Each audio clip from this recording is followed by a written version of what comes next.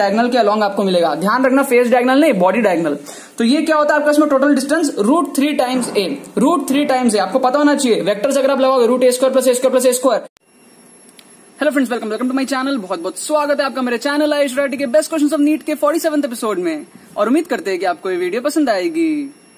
तो देखो यार, यहाँ पर मैंने आपके सामने 4 क्वेश्चन लिया है दोबारा से AIPM 2008 का। यहाँ पर आपको 2 क्वेश्चन दिख रहा है AIPM 2008 का, और यहाँ पर पीछे आपको 2 और क्वेश्चन दिख रहे हैं। सेम पेपर का क्वेश्चन है AIPMT 2008 का, ठीक है ना। काफी इंटरेस्टिंग क्वेश्चन है, थोड़े वैरायटी के क्वेश्चन है। देखते हैं इन क्वेश्चन को हम लोग यहाँ पर कैसे सॉल्व करते हैं। यहाँ पर जो पहला क्वेश्चन है हमारे पास में ऑर्गेनिक केमिस्ट्री से हाइड्रोकार्बन। बेसिकली सिंपल सा क्वेश्चन है हमारे पास में कि हाइब्रिडाइजेशन हमको देखना है कार्बन के जो हमारे पास है फर्स्ट नंबर ऑफ कार्बन है, जो थर्ड नंबर ऑफ कार्बन है हमारे पास में, और जो फिफ्थ नंबर ऑफ कार्बन है, इसमें हाइब्रिडाइजेशन क्या होने वाली है। तो सिंपल सा बात है हमारे पास में, यहाँ पर हमारे पास में क्या हो रहा है। अगर हम ये फर्स्ट वाले को देखें तो फर्स्ट वाला क्या है, इधर हमारे पास में जो फर्स्ट वाला है वो किस तरीके से है, इधर एक C हाइड्रोजन के साथ जुड़ा हुआ है और इधर आपके पास में इस तरह से जुड़े हुए हैं। तो आपके पास में क्या है 1 + 1 आपके पास में 2 हो जाते हैं, ठीक है ना। सिग्मा बॉन्ड पाई बॉन्ड का जो कंसेप्ट होता है आपके पास में, तो यहाँ पर सिग्मा बॉन्ड्स कितने हैं, एक तो इसके लिए और एक यहाँ पर है, और बाकी दोनों क्या आपके पास में पाई बॉन्ड है। तो कितने आए टोटल 2 आए ना आपके पास में सिग्मा बॉन्ड। तो आपके पास में क्या होता है 2 के लिए आपके पास में होता है हाइब्रिडाइजेशन sp का, ठीक है ना। 2 के लिए होता है आपके पास में हाइब्रिडेशन sp का। थर्ड वाले के लिए देखो, थर्ड वाला आपके पास में क्या किस तरीके से है, ये थर्ड वाला आपके पास में कार्बन आइटम इस तरीके से C आपके पास में क्या है, एक H लगा हुआ है, एक H इधर लगा हुआ है, ठीक है ना। C आपके पास में एक H, ये आपके पास में इस तरीके से है, फिर एक कार्बन भी लगा हुआ है। इसको देखो ध्यान से बनाता हूं मैं, देखो एक C इधर है, तो ये जो C है ये एक इस C के साथ जुड़ा हुआ है इधर C, और ये जो इधर एक C के साथ जुड़ा हुआ है C, ठीक है। और 2 हाइड्रोजन एटम है, तो एक हाइड्रोजन नीचे एक हाइड्रोजन ऊपर, ऐसे मान लो, ठीक है। तो कितने सिग्मा बॉन्ड्स हो गए 1 + 1 + 1 + 1 4 हो गए। तो 4 के लिए कितना आता है आपके पास में sp3, ठीक है ना। फिफ्थ वाले के लिए देख लो, फिफ्थ वाला हो गया आपके पास में, ये फिफ्थ वाला क्या आपके पास में, फिफ्थ वाले के लिए आप देख लो तो क्या हो जाएगा, C इधर है आपके पास में, तो ये डबल बॉन्ड से आपका इधर C के साथ जुड़ा हुआ है, एक सिंगल बॉन्ड से इस C के साथ जुड़ा हुआ है, और एक हाइड्रोजन आपके पास में है। तो नंबर ऑफ सिग्मा बॉन्ड्स कितने हो गए 1 + 1 + 1, और इसका जो दूसरा वाला बॉन्ड है वो क्या है, पाई वाला बॉन्ड है। तो सिग्मा बॉन्ड्स कितने हो गए 1 2 3, तो 3 के लिए कितना होता है आपके पास में sp2। तो sp sp3 sp2 कौन सा ऑप्शन में है, sp sp3 sp2 आपके पास में सेकंड ऑप्शन यहाँ पर करेक्ट हो जाएगा, ठीक है। नेक्स्ट क्या बोल रहा है, नेक्स्ट बोल रहा है रेट कांस्टेंट्स आपके पास में K1 और K2। तो ये आपको बेसिक सा एक्सप्रेशन होता है, ऐसा है तो एक्सप्रेशन की K = A e⁻ EA/RT, ये आपके पास में ऐसा एक्सप्रेशन होता है, ठीक है ना। K = A e⁻ EA/RT। ये क्या आपके पास में एक्टिवेशन एनर्जी है, रेट कांस्टेंट है K, ठीक है ना। A के आपके पास में A होता है आपके पास में अरेनियस कांस्टेंट, ठीक है। तो यहां पर क्या करते हैं हम लोग, इसको अगर हम लोग लॉग लेते हैं ना, तो log K = log A, log K = log A - EA/RT हमारे पास में हो जाता है, ठीक है। ये log का जो बेस होता है ना वो E होता है, ln, ठीक है ना। ln ये नॉर्मल वो 10 बेस वाला लॉग नहीं है, ये ln वाला लॉग है, ध्यान रखना, ठीक है। तो और बेटर होगा मैं इसको ऐसे ही लिखूं, ln K = ln A - EA/RT, ऐसे लिखना और ज्यादा बेटर लगेगा, ताकि आप इसको कंफ्यूज नहीं करोगे, ठीक है। अब यहां पर आपके पास में क्या है, आपको बोल रहा है एक ऐसा टेम्परेचर आप फाइंड आउट करो, the temperature at which K1 = K2, K1 = K2 आपका कब होएगा। तो आपको क्या करना है यहाँ पर, अगर आपका K1 = K2 हो जाए तो हम ये भी कह सकते हैं कि हमारा ln K1 = ln K2 होएगा, ये भी हम कह सकते हैं। और हम यहां से क्या करेंगे, रिप्लेस मारेंगे, तो ये क्या हो जाएगा ln A - EA/RT = ln A - EA/RT, दोनों तरफ के लिए हम लोग इसको यहां पर लिख के इक्वेट करेंगे। तो यहां पर क्या हमारे पास में ln A मतलब ln 10⁻6 16, ठीक है, माइनस EA कितना है 2000/T, है ना। EA/R की वैल्यू ये पूरी है -2000 हमारे पास में, तो ये -2000 क्या पता है -EA/R है, ठीक है। और यहां पर इक्वल कर देंगे ln 10⁻15 के साथ में, और ये आ जाएगा हमारे पास में -1000/T। क्लियर हुआ। अब इसको हमको यहां पर क्या करना है, सॉल्व करना है। सॉल्व करेंगे हम लोग, ध्यान से देखो आप, ये इसको इस तरफ लेके आएंगे तो हमको क्या मिल जाएगा, हमको मिल जाएगा भैया लॉग की प्रॉपर्टी से 16 ln 10 - 15 ln 10, प्रॉपर्टी होती है ना, पावर बाहर आ जाता है, लॉग की प्रॉपर्टी आपको आनी चाहिए, इक्वल टू, इसको उधर लेके जाएंगे तो हमको मिलेगा 1000/T, 2000 - 1000 = 1000। तो ये क्या हो जाएगा हमारे पास में ln 10 हो जाएगा, 16 - 15 = 1, तो ये हो जाएगा हमारे पास में ln 10। अब हमारे पास में ln 10 को हम क्या कर सकते हैं, कन्वर्ट कर सकते हैं हमारे log 10 में। कैसे, देखो ln x = 2.303 log x, तो यहां पर क्या होता है बेस E होता है, यहां पर क्या होता है बेस 10 होता है। तो इसको हम क्या लिख सकते हैं ln 10 ln 10 is equal to 2.303 log 10 base 10, तो log 10 बेस 10 1 हो गया।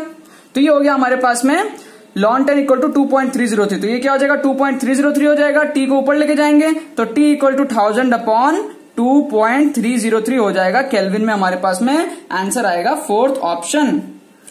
ठीक है, यहां पर थोड़ा क्या लॉग लग गया, अगर आपको लॉग नहीं आता है ना तो फिर आपको दिक्कत होएगा। आपको लॉग कम से कम आना चाहिए कि लॉग को कैसे सॉल्व करते हैं। तो लॉग में प्रॉपर्टी होती है पावर होता है तो बाहर आ जाता है ना, ये प्रॉपर्टी होती है। अगर आपको इसमें ln x है ना, नेचुरल लॉग है, तो उसको आपको अगर नॉर्मल बेस 10 लॉग में कन्वर्ट करना है तो आप कैसे करते हो, 2.303 से मल्टीप्लाई होता है वगैरह वगैरह, ये पता होना चाहिए तब आप इसको सॉल्व कर पाओगे, अदरवाइज थोड़ा आपके लिए मैथमेटिक्स यहाँ पर डिफिकल्ट हो जाएगा। ठीक है ना, नेक्स्ट देखते हैं। नेक्स्ट क्या बोल रहा है कि आपके पास में a stands for the edge length of the cubic system, simple cubic है आपके पास में, बीसीसी है, फेस सेंटर, आपको बोल रहा है रेशियो ऑफ रेडियाई, रेडियाई का रेशियो। देखो यार सिंपल सा फंडा है, यहाँ पर कुछ भी नहीं है।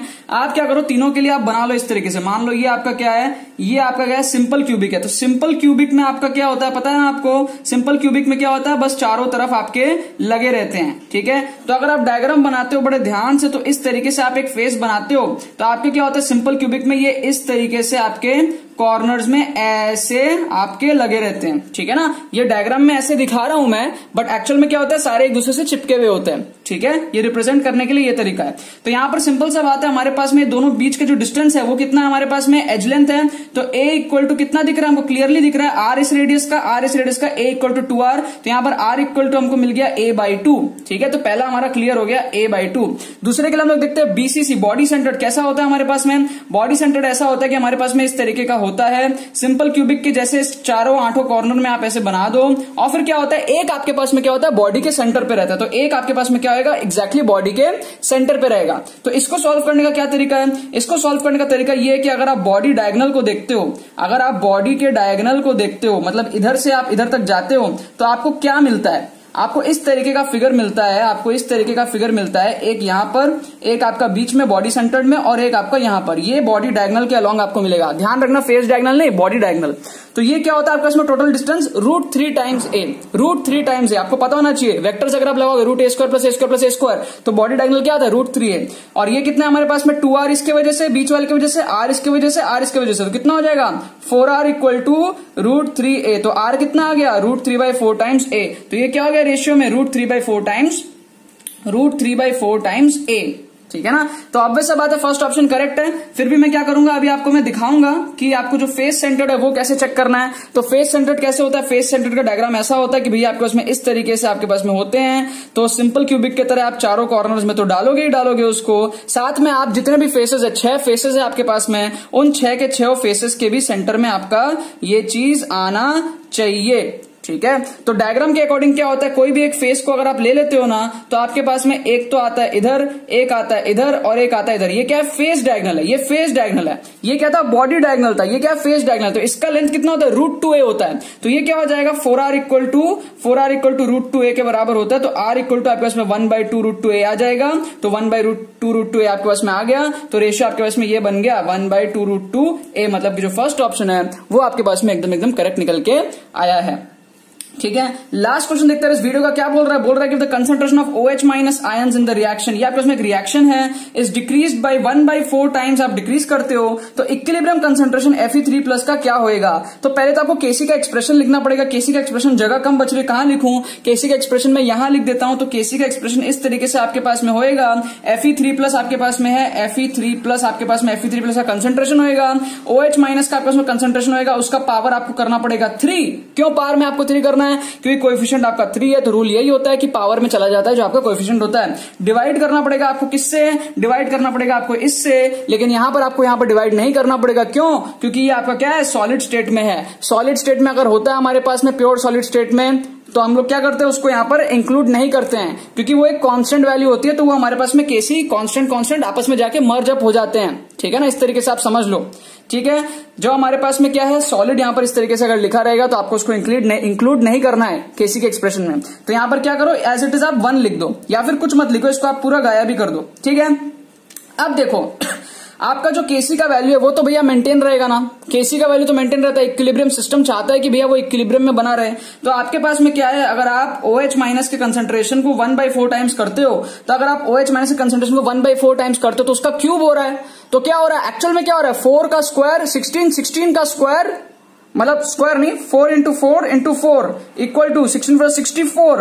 तो इसको 1/4 करने पर एक्चुअल में जो केसी का एक्सप्रेशन है वो क्या हो गया, 64 टाइम्स कम हो गया। तो उसको कंपेंसेट करने के लिए हमको Fe3+ को क्या करना पड़ेगा, 64 टाइम्स बढ़ाना पड़ेगा। तो जो करेक्ट आंसर है वो क्या हो जाएगा, 64 टाइम्स हो जाएगा। दोबारा से बोल रहा हूं, आप अगर इसको 1/4 टाइम्स करते हो तो आपका जो केसी का एक्सप्रेशन है वो 1/64 टाइम्स हो गया। उसको मेंटेन करने के लिए हमें क्या करना पड़ेगा, ऑटोमेटिकली सिस्टम Fe3+ क्या होगा, इंक्रीज हो जाएगा 64 टाइम्स से, ताकि वो 64 और 1/64 आपस में कैंसिल आउट हो जाए और केसी की वैल्यू हमारे पास में मेंटेन रहे।